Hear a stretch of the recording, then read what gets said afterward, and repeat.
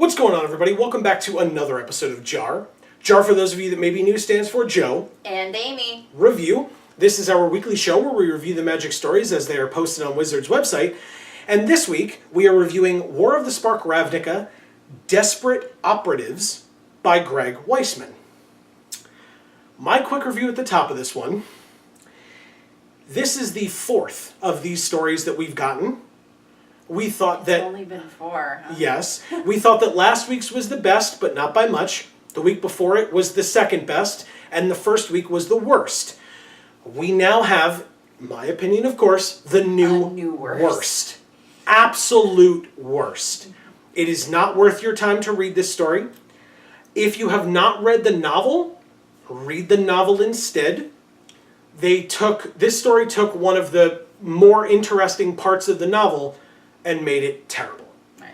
My opinion, my quick review. Amy, what about you? I agree. Comparing it to the novel, that is arguably one of the better parts of the novel, it's coming to a portion of the story where things are going to climax. Yes. Soon, the end of Act 2 was really the pinnacle point, and this is leading up to the end of Act 2, and... Right, so it's a portion of the story that's important, it's impactful, it's got a lot going on, and it's enjoyable to read if you read the novel. If you read this, it makes you hate your life. So, if you still are interested in reading this story, because these opinions are just our opinions, and so you are more than welcome to form your own opinions, and we encourage you to do that really whenever, right? Don't necessarily automatically trust us, but feel free to go ahead and check out the story. If you are not aware of where to find it, check the description down below. We will have a link to the article, to the story, where you can go read it. Right. And we encourage you to do that because with these stories, we haven't been summarizing them because, as Amy put it, these stories are summaries themselves of the novel. So we're not going to then summarize them again, but... Because it's already a terrible enough process for us to just read them. Right. So, on to the full review itself, for those of you that want to go off and check out the article itself first. On to the full review itself. This story involved Rat, Teo, and Kaya, and then for the latter, the latest part, Ralzeric as well, and going to the different guild leaders, and not all of them, but Selesnya, Gruul, and Golgari, to try to convince them to come for a meeting, so that they can resurrect Niv Mizzet and do all that other fun stuff. And like Amy and I said at the top, this was one of the more interesting parts of the book because you got to see of the book. That's fine. Because you got to see all of these different guilds and why they didn't want to be brought to the table. You got to see a bunch of different voices and get a bunch of and characters and get a bunch of different perspectives of why they didn't think it would work. Right. And since we have not gotten the prequel stories yet, that would have probably given us all of this information already, this is all we have. So in the novel, it was super interesting to hear from all of those different people and their opinions and etc. with regard to either why they wouldn't originally and or what eventually convinces them to come along. Right. And so, but I want to start with the biggest problem that I've had kind of with all of these stories, culminating with this one, and presumably then it won't be as big of an issue in the future. In the novel, since Rat's perspective is not told in the novel, it makes perfect sense that we do not know about Rat's invisibility in the novel. Because the people whose perspectives we are getting in the novel don't know about her invisibility until they do. Which is at a point in the novel that is shared by a point in this story. And you want to know how I know? Because that's the point when we then, as the reader of Rat's perspective, find out about her invisibility. which to me doesn't make sense. Right. And we had this discussion already, but with a different topic last week or the week before. But why don't we know about Rat's invisibility? Rat knows she's invisible, and we are in her head. There's no reason for us to not know that information from jump, and there's no reason for us knowing about her invisibility and her talking about her invisibility to be coupled with when it's revealed to Kaya and Teo in the novel. Mm-hmm. There's no reason for it. And yet in this story, in the beginning, and I wrote this towards the top, and that's why we're talking about it at the top, but that's because it was one of the first things that I noticed. She literally says, she's like, oh, I did this thing, or I didn't respond to Nissa talking to me, even though Kaya thought she was talking to me, so Kaya didn't answer, but Nissa was clearly talking to Kaya, because Nissa couldn't see Rat. But Rat's like, Kaya didn't respond because she thought she was talking to me. I didn't respond for my own reasons.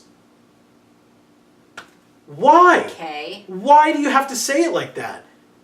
The only person you're keeping it from is the reader.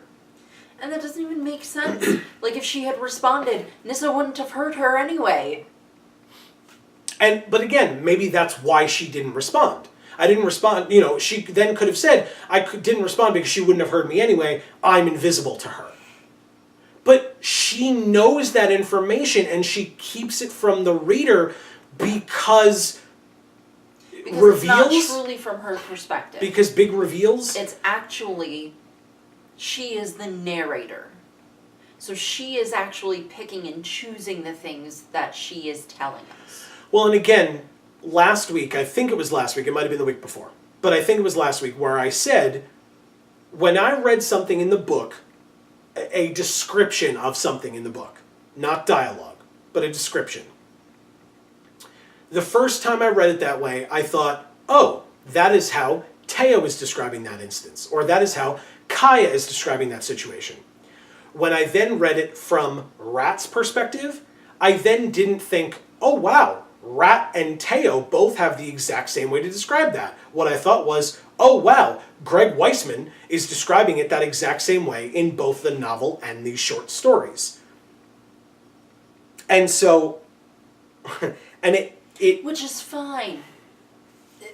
There's nothing wrong with writing a story that way, but then have it genuinely fit that style of writing instead of trying to do both. Mm-hmm. It doesn't work. Mm-hmm. You have to either have a narrator where they're sort of telling the audience the story after the fact, or it has to be from a character's perspective. You can't have both. And if there is anything that is proof that you can't have both, it is these stories. Yeah. And the reason I brought it up is because we also get, a little bit later on, another one of my little negative sections, we get the words well and truly. It's a fine set of words to describe something, well and truly. You know what that means. Something is well and truly fortified. Okay, you have a picture in your mind now of what that means when something is well and truly fortified. But when you're reading something, and let's say you've read a couple of novels, probably one in every 3 or 4, you might come across the phrase well and truly one time in 1 out of 3 of those novels. Right, the entirety of it. Right, it's not a particularly common phrase, right, but it's also not offensive in any way to use it as a phrase. And I don't want to continue with the word offensive because I didn't find it offensive, but I thought it was obvious that it was used twice in 2 sentences in this story and or in the novel. Well and truly. That's poor writing. Yeah. Like, if you've ever taken a writing course in school, I would hope that your teacher would have, circled it the second time you used it and been like, find a different word. This is the sentence after you used it the last time. Right. Like, that's... And I feel like he does that often. Right. And that's poor. That's poor writing. And Yes. it's unfortunate because it's not, again, that's not me saying that because that happened, Greg is a bad writer. That is not what I'm saying. But that particular situation is poor writing. Right. And arguably, and I used this word last week, and some people may have thought I was too harsh. It didn't say anything in the comments, but I think you might have thought it, but I don't want to put words in your mouth. It could be sloppy, but I could also attribute it to being lazy. And again, that I said that last week as well, that I felt like these stories, copying and pasting as much as they did from the novel, was lazy. Right. Flat out lazy. And last week, I played devil's advocate. I tried very, very hard to understand why it's been done this way, and to maybe even read so much into it, just because I'm hoping it means something more, to almost convince myself that there's a symbolism, or there's some sort of missing detail that we don't have yet, that we'll learn in the prequel stories, that will make all of these sort of weird eccentricities in his writing that keep repeating over and over again actually make sense. And I feel like by this time, I'm starting to feel like, no, I don't know that there's coming back from this. I don't know that there's a way to take all of those weird loose ends of rope and turn them into a beautiful design in the end. I think they just stay those weird loose ends, and we as the reader just deal. And I don't know if that's poor writing, or no, I know it is. Yeah. I mean, like I said, I tried very hard to read so much into it and say, okay, well, that must mean this, or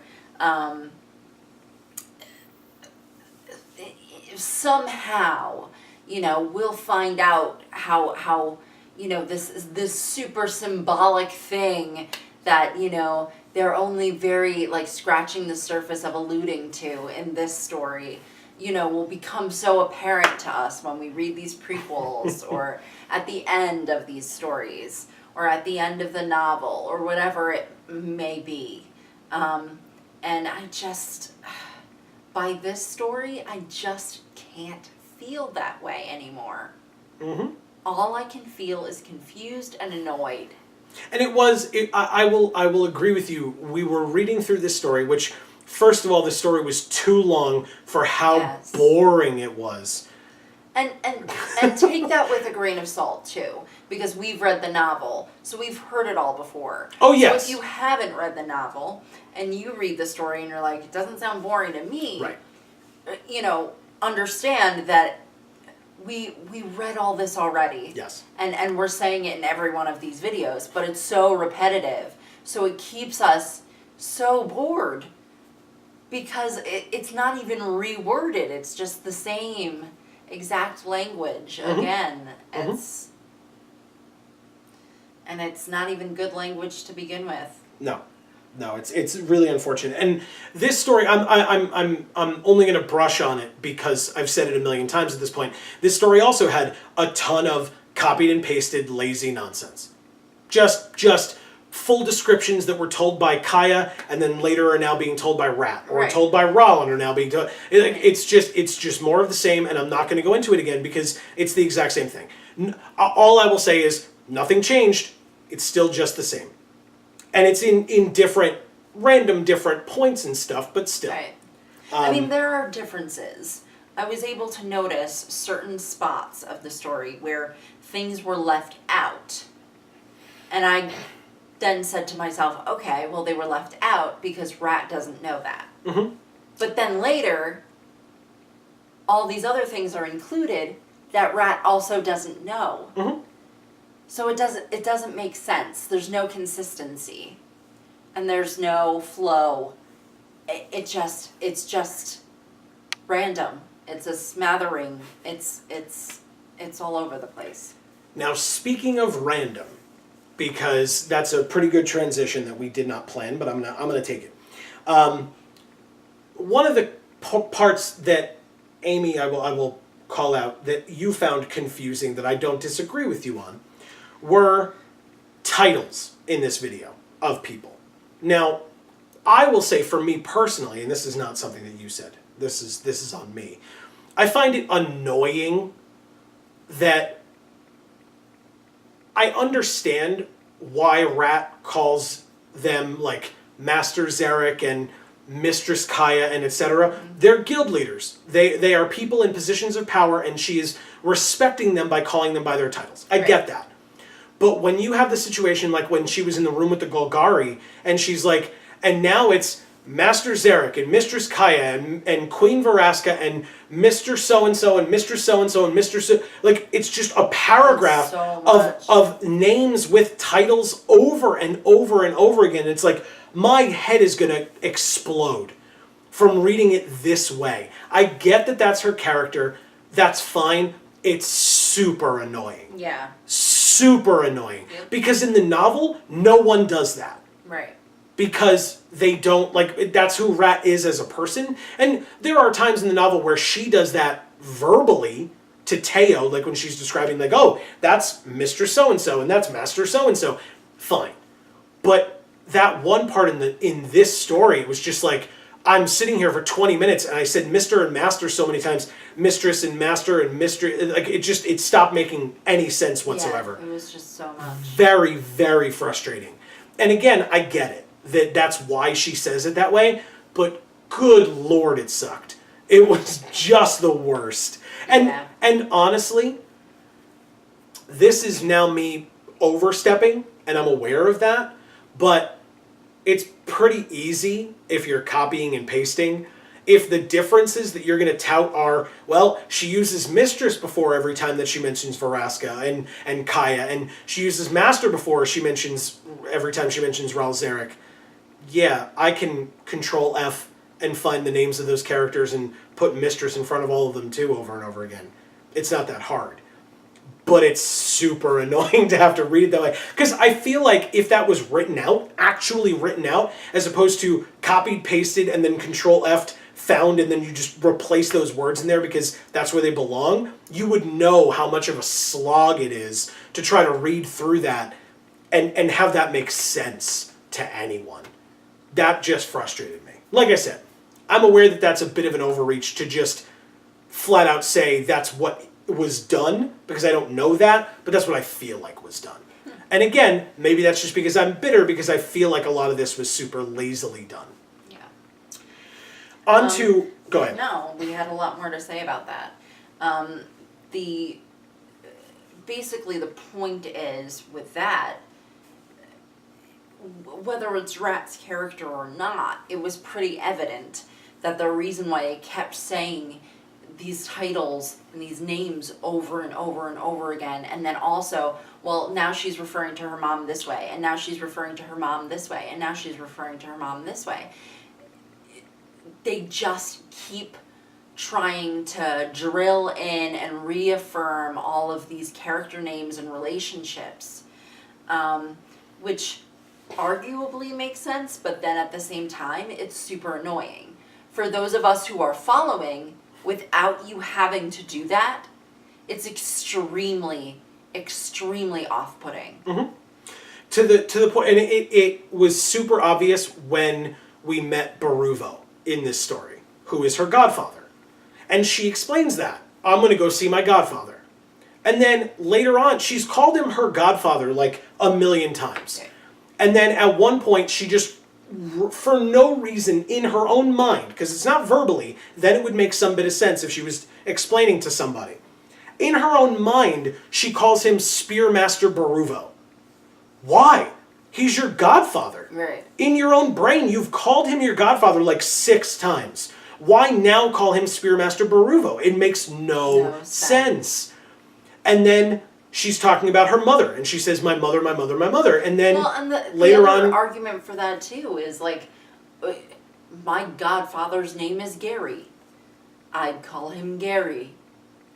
I don't call him Godfather. I don't call him by his full name. Or like if he was a doctor or something like that, I wouldn't call him Dr. Gary, you know, whatever else. I would call him Gary. Like it just doesn't make sense. Mm-hmm. Yeah. And then when talking about her godfather, she mentions that, you know, there was some tension between her godfather and her parents, and I swear it had to be a typo of some kind, but I could be wrong. But it started with it like both of us were like, what is trying to be said there? When she says, you know, it really strained his relationship with my Ari and Ganshakta. What? Right. And did you just forget the word parents? My parents, Ari and Ganshakta? Because that would make perfect sense. Right. But again, but also, like, Ganshakta's name is Gan. That's his first name. Because that's what his wife calls him. Mm-hmm. Ari calls him Gan. Mm-hmm. So why is Ari and Ganshakta instead of Gan? What? Mm-hmm. I mean, the only thing I could say, I guess I'll play devil's advocate slightly for a second here. The only thing I could say is Rat clearly has a different relationship with her mother than her father, because her mother can always see her, whereas her father has to be like reminded or like told where she is to see her. So arguably that's why she calls him the more formal full name of Ganshakta, which still is confusing and doesn't make a ton of sense, and calls her mother Ari. But even in this story, at one point she's like, you know, Ari did this. My mother is a very tall woman. And it's like, come on. It's like it so sounds annoying. like they're different people, but they're not. Stop sucking. It's so annoying. And it's like, we know who they are, and we're getting confused. So if you're doing this to try to make it easier for people who have not read the novel to understand who these characters are, you suck at it. It's so backwards, and it doesn't make sense. It's like you need a diagram to get through it. Yeah. You need to write a family tree up. Yeah. Even I wrote down here, in one sentence, she says me, referring to herself. And then in the next sentence, she calls herself the rat. The, not capitalized, rat, capitalized. But she said me a sentence ago. Why? Is it because you're reminding us that her name is Rat? Because a bunch of times in this story, she was called Arathia. Well, she was referring to her invisibility. So she was talking about how she's the rat. But she's capitalized the R. Later on, she talks about... Well, because it's also her name. Well, right, but later on she talks about the rat when she's verbally saying, you know, I'm not seen because I'm like the rat. I'm insignificant. That was lowercase. Both times in that sentence. When she talked about a rat, a little insignificant rat, so there's talking a lot about of herself. things that seem very deliberate. But then when you think about them being deliberate, you kind of go, Yeah, when you put them up against any scrutiny at all. but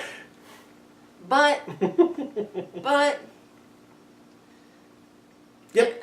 There are arguments that can be made, but they don't, the arguments just don't pan out. Nope.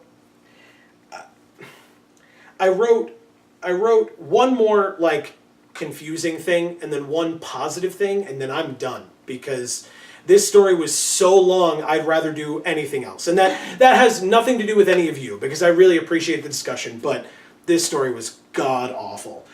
One other thing I wrote here, there's the moment where Rat is talking to Borborygmos, and Borborygmos reaches his hand down, a rat gets in his hand, and again, they use the exact same descriptive word of he closes his hand around her and she's almost eclipsed. Well, they changed the word she to I'm, right? I was or whatever. I was almost eclipsed in his hand. And then, now that she is almost eclipsed in a giant Cyclops' hand, the next thing she does is describes what Teo and Kaya are doing over there. Even though she's eclipsed in a hand. But she can't see. But in the story, in the novel, at that moment, it was being told from either Teo or Kaya's perspective. Right. I believe it was So it Teo. would make sense for that information to be there in the novel. If you're copying and pasting it into this story, it would then make sense for it to be in the story as well. Right. It was infuriating. You literally just finished the sentence where you were like, I'm almost eclipsed in his hand. But I also noticed Teo and Kaya doing these things. Right. No, you don't. They might as well just say, my vision was completely impaired. Also, I saw everything that happened. Yeah. What? Yep. Yeah, it doesn't matter what kind of mind reader you are. No. Part, yeah. But it was like, wow, it is so clear that you need to tell us this information, because for the people that didn't read the book, they need to know this information, but you wrote yourself into a corner because the character who is talking to all of us, her vision is completely obscured, but we need to know what these other two people are doing. So you're just going to tell us anyway and ignore the fact that her vision is completely obscured. Right, and it's at that specific moment.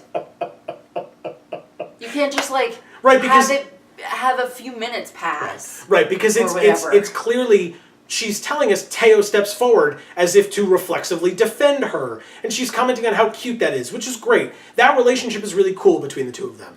The problem is she wouldn't have seen that. Nope.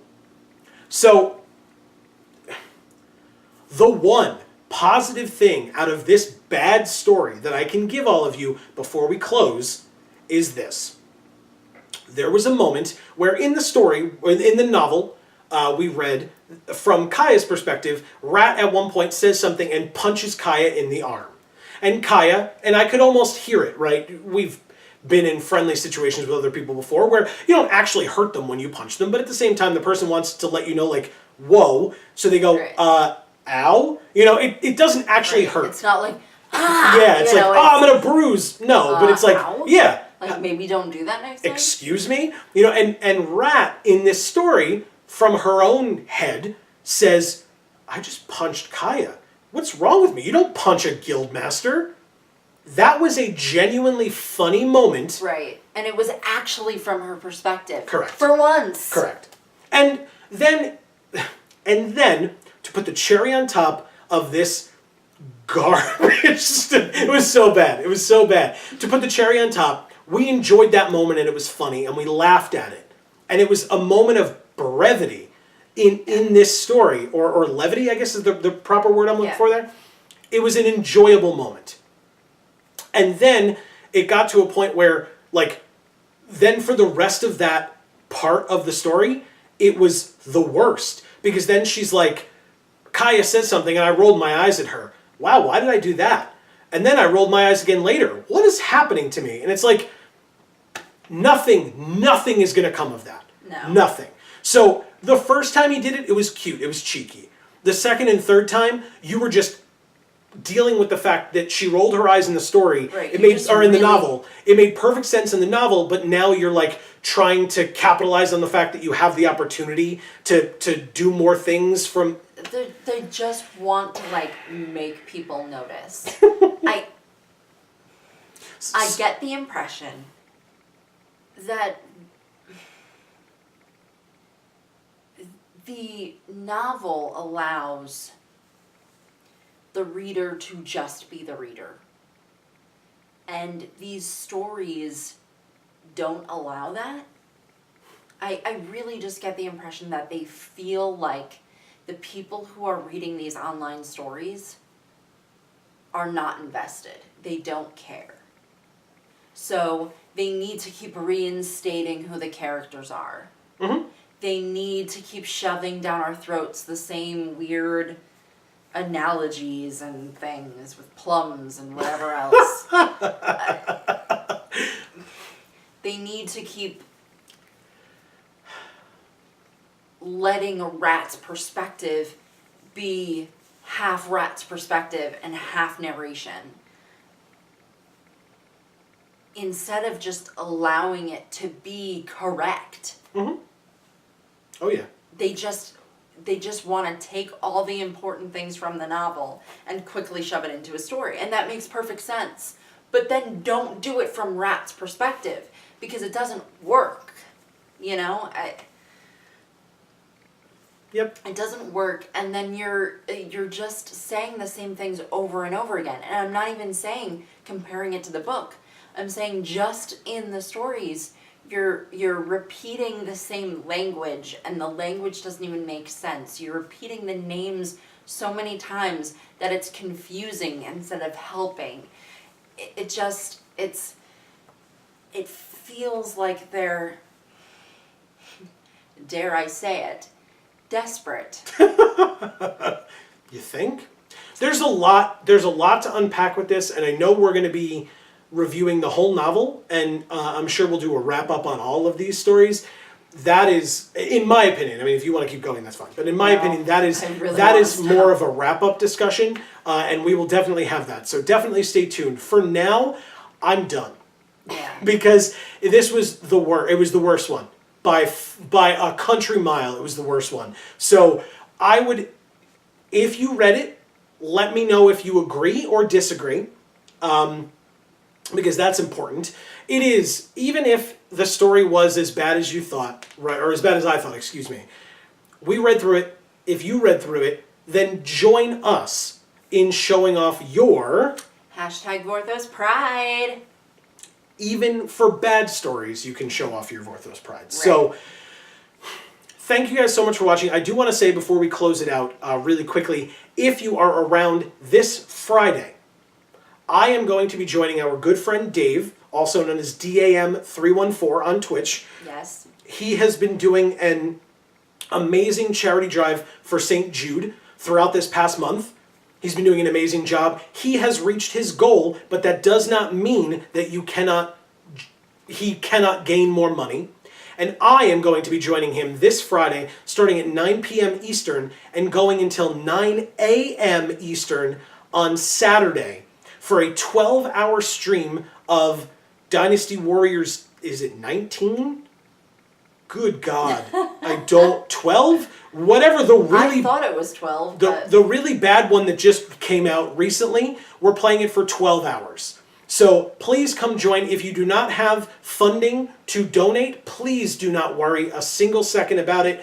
Please just come, hang out, keep us awake with your chatting and your, etc., your comments, whatever they happen to be. Like I said, will not be there because that sounds like the worst thing. That sounds like worse than this story. I will say goodnight to Amy and leave the apartment, and then I will go to sleep. Yes, and then I will come back after I'm done, and she will have been awake again. So, right. It's totally worth it. It's for a very good cause. So if you have the time and you feel like stopping by and watching Dave and myself play truly a terrible game, please do so. Again, a 12-hour stream. I am super looking forward to it. It's DAM. DAM314, the numbers, and I'll try to remember to put that in the description as well. But he is a very good friend of the channel. We have been on his streams many times. He's very gracious to allow us to do that, and he's been on a couple of our things in the past as well. So please come out and check that stuff out. But for now, for this show, I want to thank each and every one of you for watching, as you always do. So this has been another episode of JaAR here on Geek for All. I have been Joe. And I'm Amy. We will see you guys next week. And as we always say, in whichever video of ours you watch next, we will see you all next time. Thanks, everybody.